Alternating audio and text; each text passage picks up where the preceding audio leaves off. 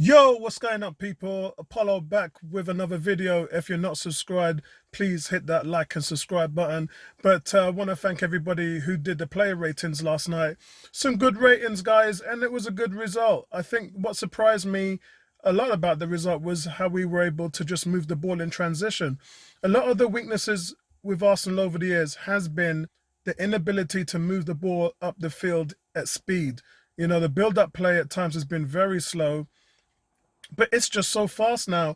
And we've also lacked that ball winning ability in the midfield. El Nene brought us another dimension of being able to tackle, win the ball, as well as Gabriel, as well as just to win that ball. And as soon as you win it, move the ball forward.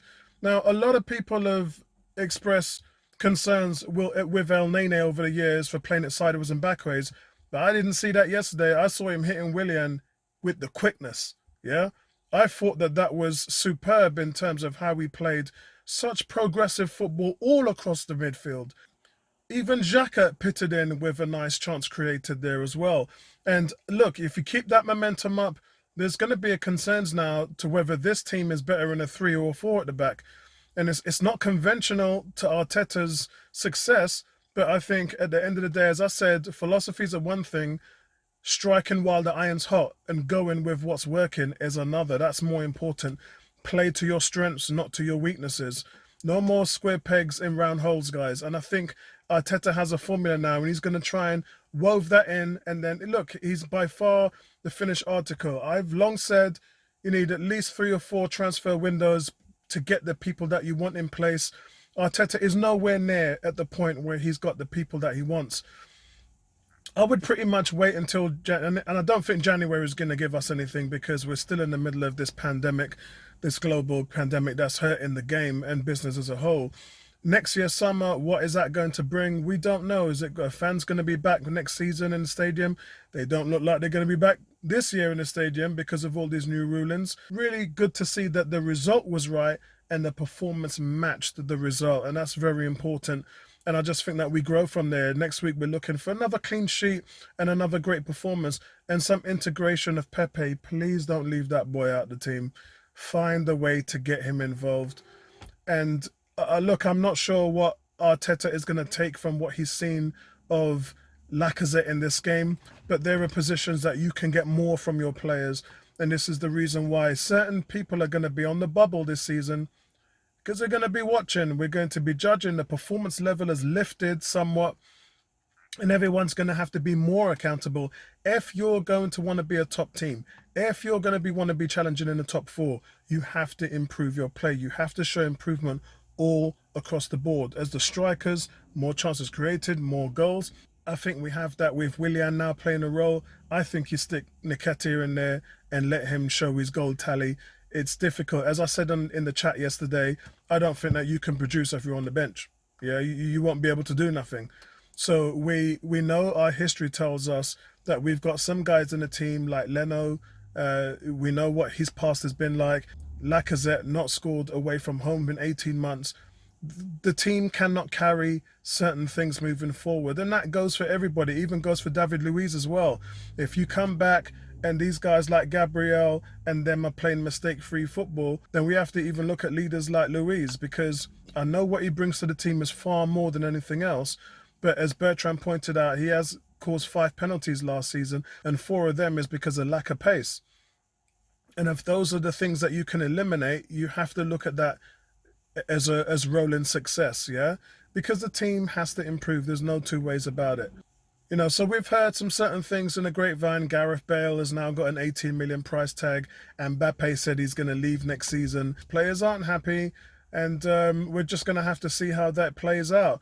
Now, Torreira, we're waiting for him to be the next player who makes the move. As I said, Torino is the front runners now. Fiorentina have pulled out, and we're just waiting for something to hang on. Time's running out. We've got 3 weeks left of the window. Still plenty of time, guys. But at the same time, we need to see some action. We need to see progress. And Fiorentina are right where they want to be in terms of this deal. Expect the Uruguayan midfielder to be on his way out of the Emirates, and Mikel Arteta to kind of fund some of that Martinez money and the Torreira money, which will make up to about 45 million, to just go and get Partey. Go and get something done. Go and get Aouar. I mean, at the moment, I'm hearing that Aouar has agreed personal terms with Arsenal, and that this thing is really moving forward fast. And remember, guys, that bid went in over the weekend, the third bid, and so far after 3 days, it has not been rejected.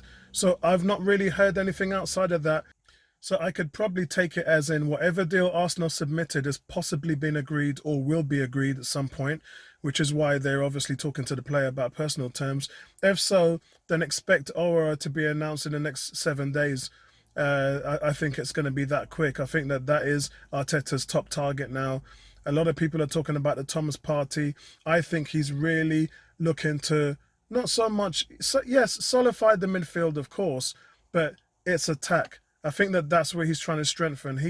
Even if you get Aouar in, you've got someone who can play along the lines with the midfield and with Willian and help be a creative force for the team. Willian can't do it all by himself, guys. And I think that having that kind of Samir Nasri type player, that creative player, is going to help with your ball possession, and it's going to help you to dominate games. And I think that's what he's looking for.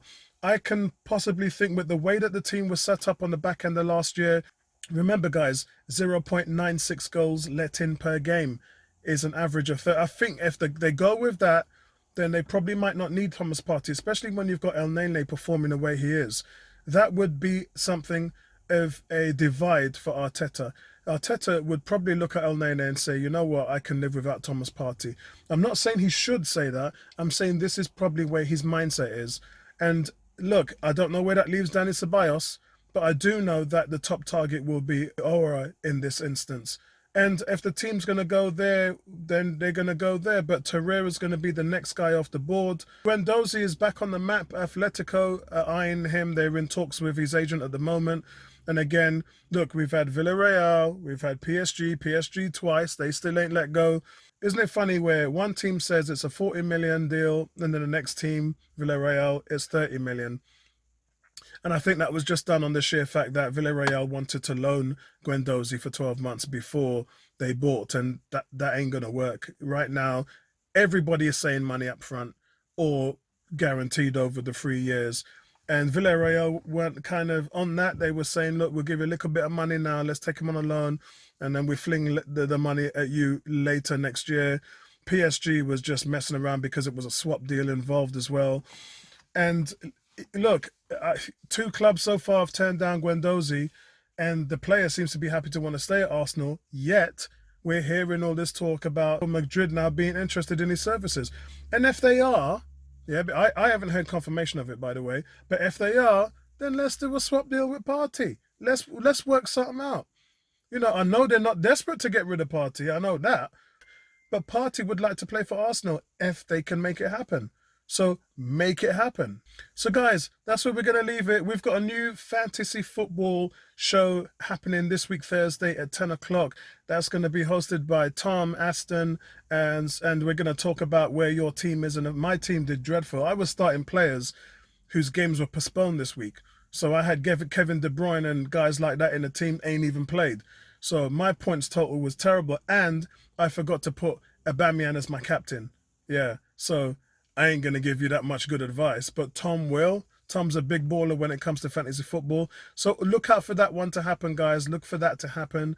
And I'll speak to you guys in the next one, man. Peace out. Right back at you.